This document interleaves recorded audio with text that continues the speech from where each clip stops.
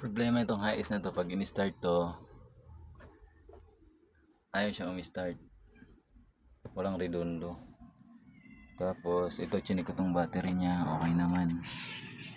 Nasa 13.55 volts, okay naman. Fuse nito, okay naman dito. Ito yung fuse niya, 30 amperes. Tapos itong relay niya, isa. Saan yan ito? Starter relay, okay naman. Ayun. Tapos ngayon ayaw niya mag-start. Ginawa ko, binaypasan ko ng linya galing dito. Ito. Yun, dito yan. Dito sa ilalim yan, dito. Yun, ito.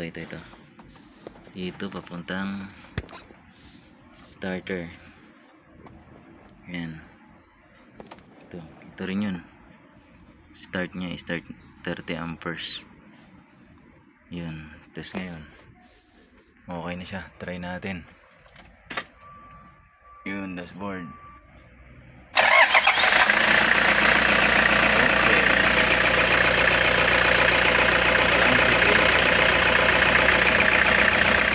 Goods.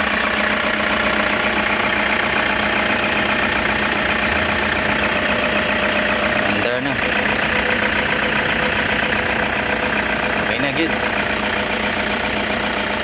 Ayos na. Ito lang, linya lang binago ko. Ito isa. Oh. Yun, dito sa relay na starter relay.